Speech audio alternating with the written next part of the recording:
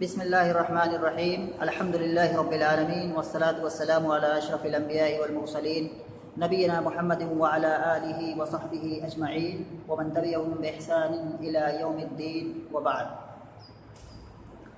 کل ہم لوگ پڑھ رہے تھے تعلیلات کی بحث میں تیسرا قاعدہ، اور اس تیسرے قاعدے میں نے بتایا تھا کہ وہاں پر تین چیزوں کے بارے میں کلام کیا گیا ہے۔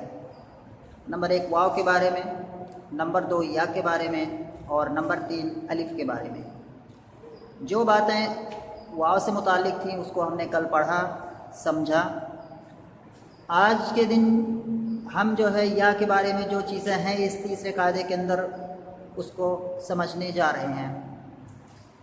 تو یا کے بارے میں جو اس قاعدے کے اندر لکھا ہوا ہے یعنی کہ تیسرے قاعدے میں، وہ یا کے بارے میں ہے کہ وہ یا یعنی ایک قاعدہ ہے، پہلے قاعدہ میں بتا دے رہا ہوں کہ ہر وہ یا جو ساکن ہو، غیر مدغم ہو اور ضمہ کے بعد ہو تو وہ یا کیا ہوتی ہے، ما قبل ضمہ کے اعتبار سے وہ واو بن جاتی ہے۔ یعنی کہ اس یا کے اندر تین چیزوں کا پایا جانا ضروری ہے۔ سب سے پہلے کہ وہ یا ساکن ہو، دوسری چیز کیا ہے کہ وہ یا غیر مدغم ہو۔ اس کا معنی یہ ہے کہ اس یا کے بعد جو ہے کوئی اور یا نہ آئی ہو جس یا کے اندر اس یا کا ادغام ہو گیا ہو، کیونکہ ایک جیسے اگر دو حرف عربی میں اگر آتے ہیں کسی بھی کلمے میں ایک ہی جنس کے تو ان کا آپس میں ادغام کر دیا جاتا ہے۔ تیسری چیز جو ہے کہ وہ یا ضمہ کے بعد ہو، تو تین چیزیں ہو گئیں یا کے اندر۔ جب اگر یہ تینوں چیزیں بیک وقت پائی جائیں، نمبر 1 کہ یا ساکن ہو، نمبر 2 یہ یا جو ہے دوسری یا میں مدغم نہ ہو، نمبر 3 کہ یہ یا ضمہ کے بعد ہو۔ یہ تین چیزیں ہو گئیں۔ اب ان تینوں کو جو ہے ہم مثالوں کے ذریعے سے سمجھتے ہیں۔ یہاں آتے ہیں، یہاں ہم نے جو ہے 2 مثال لکھی ہوئی ہے۔ پہلی مثال کیا ہے؟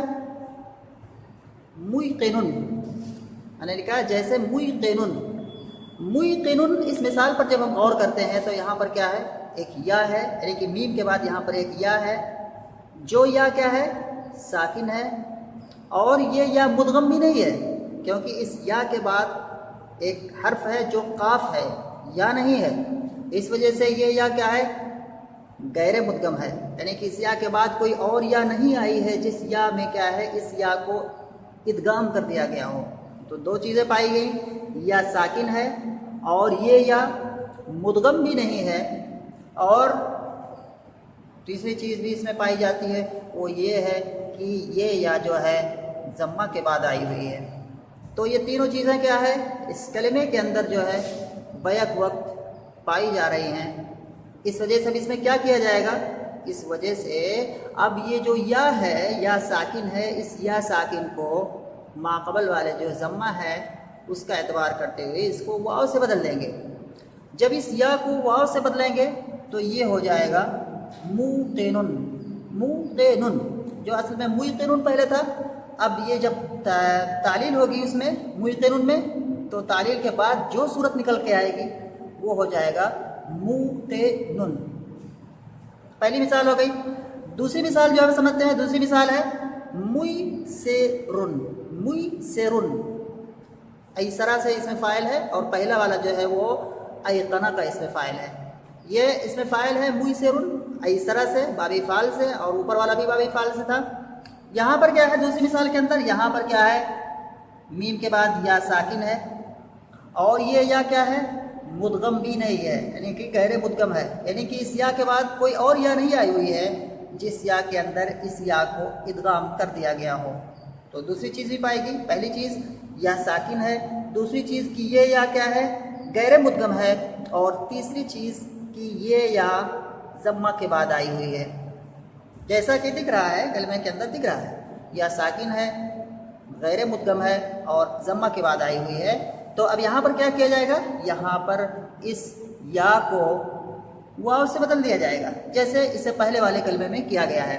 تو یہاں پر اس یا کو واو سے بدل دیا جائے گا۔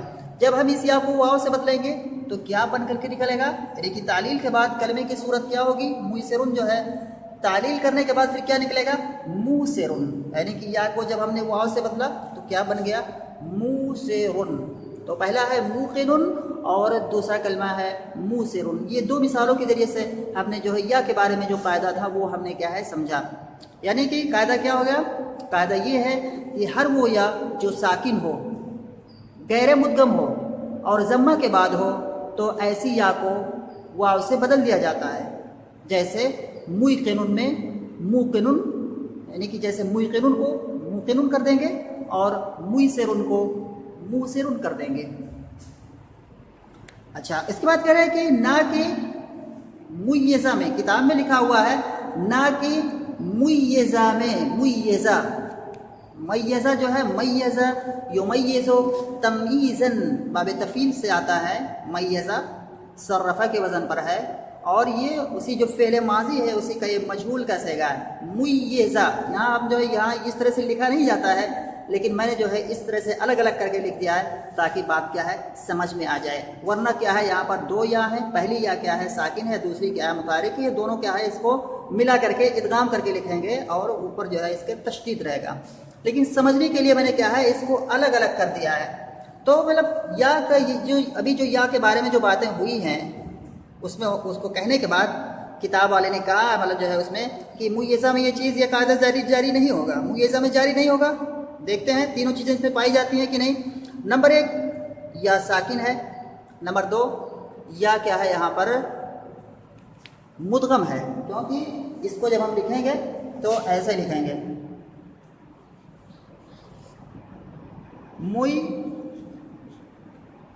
میزہ، اس کو اگر ہم لکھیں گے تو ایسے لکھیں گے میزہ۔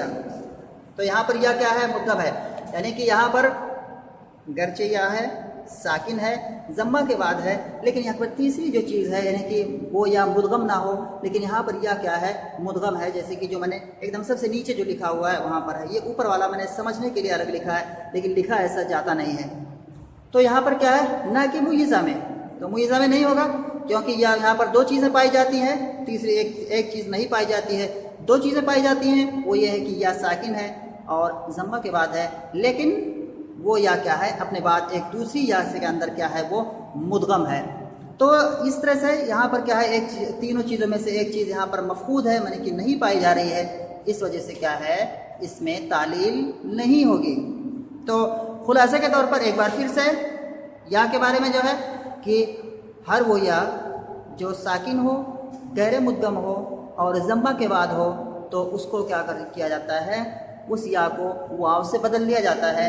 جیسے موقن میں موقن ہو جائے گا اور موسرن میں موسرن ہو جائے گا، نہ کہ میزہ میں، یعنی کہ میزہ میں یہ تعلیل نہیں کی جائے گی کیونکہ میزہ میں کیا ہے دو چیزیں پائی جاتی ہیں، تیسری چیز یعنی کہ وہ نہیں پائی جاتی ہے۔ یعنی کہ یہاں پر یا ساکن تو پایا جاتا ہے، یا ساکن ہے، یا ساکن کے جو ہے یہ ضمہ کے بعد بھی ہے، لیکن اس یا کو جو ہے اپنے مابعد والے اور یا میں کیا ہے ادغام کیا گیا ہے، اس لیے یہاں پر یہ چیز نہیں پائی جائے گی۔ تو یہ قاعدہ ہے یا کے بارے میں، اور مجھے لگتا ہے کہ مطلب بات سمجھ میں آ گئی ہوگی، اور کل جو ہے پھر انشاءاللہ ہم پڑھیں گے جو ہے اس کو جو ایک اور چیز بچتی ہے، یعنی کہ جو الف کے بارے میں بات بتائی گئی، یعنی الف کے بارے میں جو قاعدہ ہے اس کو ہم پڑھیں گے، اور اکتفا کرتے ہیں اسی پر۔ السلام علیکم۔